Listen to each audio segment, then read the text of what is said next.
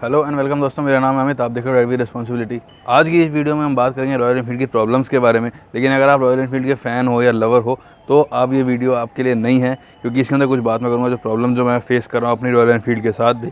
तो सबसे पहली प्रॉब्लम जो आती है रॉयल एनफील्ड के अंदर वो आती है वाइब्रेशन की। वाइब्रेशन बाइक के अंदर बहुत ज़्यादा है। अगर आप कोई ऐसी चीज़ लेते हो जिसके अंदर आपको वाइब्रेशन बहुत ज़्यादा मिलती है, क्योंकि छोटे मोटे रास्ते के लिए तो वाइब्रेशन इतनी महसूस नहीं होगी, लेकिन अगर आप लॉन्ग टूर पर जा रहे हो तो आप अगर 50-60 किलोमीटर बाइक चला लेते हो, उसके बाद आपके हाथों में हल्की हल्की वाइब्रेशन महसूस होती है। तो ये है इसका पहला नेगेटिव पॉइंट जो है वाइब्रेशन का।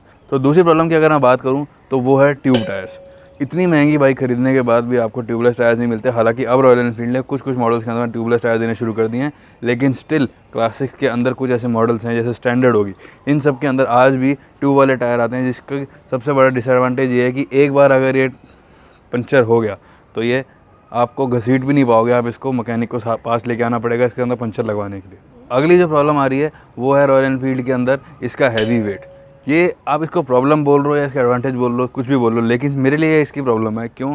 क्योंकि जब कॉर्नरिंग की बात आती है तो बंदे को इतना कॉन्फिडेंस नहीं आ पाता है इसके वेट को लेकर के कि ये आसानी से कॉर्नरिंग हो पाएगी कि नहीं हो पाएगी। अगला प्रॉब्लम वेट से रिलेटेड ही है। अगर तो आपका ट्यूब वाला टायर है तो आपकी बाइक बिल्कुल नहीं चलेगी, लेकिन अगर ट्यूबलेस टायर है और ये अगर पंचर हो गया तो आप इसको टो नहीं कर सकते हो। ये बहुत ज़्यादा मुश्किल हो जाती है घसीटनी। सो इसका अगला जो फिफ्थ पॉइंट आता है वो है इसकी uncomfortable pillion seat. Pillion seat, अगर आप पिलियन को बैठा के राइड करते हो अपनी बाइक के ऊपर तो आप इसमें नहीं कर सकते हो। क्यों? क्योंकि जो पिलियन की सीट आप फोटो में देख पा रहे हो वो बहुत छोटी है, जिसकी वजह से इनर थाइज में पिलियन के पेन होना शुरू हो जाता है और किसी भी तरीके का बैक सपोर्ट नहीं है बाइक के अंदर। और अगर आपको इस पिलियन को लेके लॉन्ग राइड करनी है तो आपको सीट्स मॉडिफाई करवानी पड़ेगी। उसका लिंक मैंने ऊपर आई बटन में दे रखा है, वहाँ पे जाके देख सकते हो, आपको वहाँ पे सारी डिटेल उसकी मिल जाएगी। अगला जो इसका पॉइंट आता है वो पॉइंट है इसकी लो टॉप स्पीड।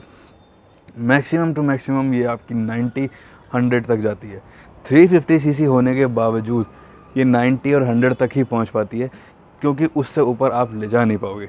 मैंने जैसा कि पहला पॉइंट आपको बताया, इसमें वाइब्रेशंस इतनी होती है, वाइब्रेशंस के चलते हुए आप इसको इससे ज़्यादा नहीं चला पाओगे। अगला पॉइंट आता है इसके अंदर इतने पैसे खर्चने के बाद, 1.5 लाख से ऊपर आप पैसा देने के बाद आपको फ्यूल गेज नहीं मिलती है इसके अंदर। आपको अंदाजे से ही चलाना पड़ता है।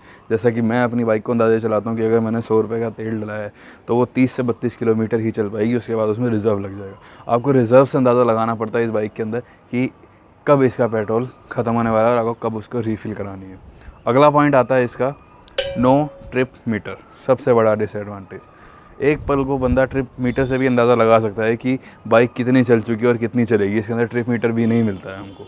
अगला इसका पॉइंट आता है इसका जो क्लच है वो बहुत ज़्यादा हार्ड है।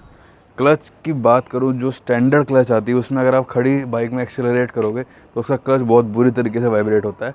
क्लासिक में ये चीज़ नहीं होती है, लेकिन जब आप बिल्कुल बम्पर टू बम्पर ट्रैफिक में अगर आप इस बाइक को चलाओगे तो आपको महसूस होगा कि आपके हाथों में दर्द होना शुरू होगा, क्योंकि मेरी बाइक में भी होता है। अगला जो इसका पॉइंट आता है वो है सबसे मेजर पॉइंट। अगर आपने बाइक ओपन में खड़ी कर रखी है तो आपकी बाइक पे 101% रस्टिंग होगी जगह जगह। रस्टिंग का बहुत बड़ा इशू है, उसको लेकर के मैं एक वीडियो बनाऊंगा किस तरीके की रस्टिंग हटाई जाए रॉयल एनफील्ड के ऊपर, क्योंकि रॉयल एनफील्ड जो बाइक है वो ना सिर्फ एक बाइक है, वो एक इमोशन भी है साथ में। अगला पॉइंट फिर से वही आता है जैसे कि मैंने आपको बताया कि ये टो करनी ईजी नहीं है। अगर एक बार पंचर हो गई या पेट्रोल ख़त्म हो गया, पेट्रोल ख़त्म होने के बावजूद फिर थोड़ी बहुत चल जाएगी, लेकिन अगर ये पंचर हो गई तो आप इसको घसीट नहीं पाओगे। अगर ट्यूब लेस टायर है फिर भी आप थोड़ा थोड़ा घसीट के इसको ले सकते हो मैकेनिक तक, लेकिन अगर ट्यूब वाला टायर है तो ये हिल भी नहीं सकता। अगला पॉइंट आता है जो रॉयल एनफील्ड के लवर्स हैं उनको पता है ये बात कि अगर रॉयल एनफील्ड ख़रीदनी है हमको तो हमें बुक करानी पड़ती है, क्योंकि जाते ही ये अवेलेबल वाली चीज़ है नहीं। और इसकी वेटिंग जो होती है बहुत लंबी लंबी होती है, कई बार 2-2 महीने की वेटिंग भी चलती है इसके अंदर। तो ये भी एक सबसे बड़ा डिसएडवांटेज है इसके अंदर। जबकि ये मेड इन इंडिया है, ह्यूज प्रोडक्शन होती है, इतनी सेल्स है, फिर भी इसकी वेटिंग पीरियड बहुत लंबा है। तो अब अगर हम बात करें, कई बार ऐसे आपको सिचुएशन आएगी बाइक को चलाते हुए, जैसे कई बार बाइक स्लोप पे खड़ी होती है और आपको उसको पीछे खींचना है।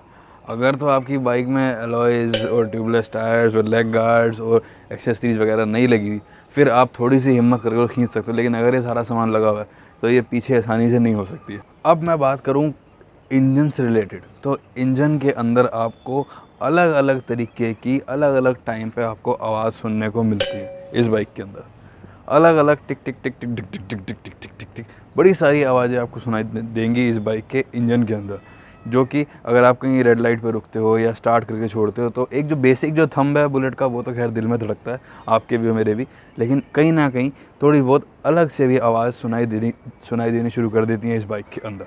अब जो सबसे इम्पॉर्टेंट चीज़ है जिससे सबसे ज़्यादा मैं परेशान हूँ वो है इसके शीशे। जी हाँ, मैं शीशों से परेशान हूँ इस वजह से क्योंकि अगर मेरी बाइक 40-50 तक भी जाती है या उससे कम में भी तो इसके शीशों में से कुछ नहीं दिखता। ये इतनी बुरी तरह वाइब्रेट करते हैं कि मेरे लिए ये जो मिरर्स हैं ये यूज़लेस हैं।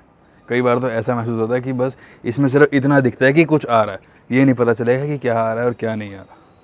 सो अगला जो पॉइंट है वो है इसके रख रखाव को लेके। Not easy to maintain. जब भी आप इसको चलाने लगोगे इस पर इतनी मिट्टी जम चुकी होगी कि आपका चलाने का मन नहीं करेगा, तो पहले आपको 15-20 मिनट आधा घंटा लगेगा इसको साफ़ करने में, उसके बाद आप इस बाइक को चलाओगे। अगला जो पॉइंट है वो ये है, इस बाइक के अंदर आपको जो हीट महसूस होगी, सर्दियों में तो वो चल जाती है, हीटर का काम करती है, लेकिन गर्मियों के अंदर वो हीट आपको इस तरह महसूस होगी कि आप इसको 2-3 किलोमीटर चलाओगे उसके बाद आपके पैरों के पास इतनी हीट महसूस होगी आपको कि शायद जैसे कुछ जल रहा है।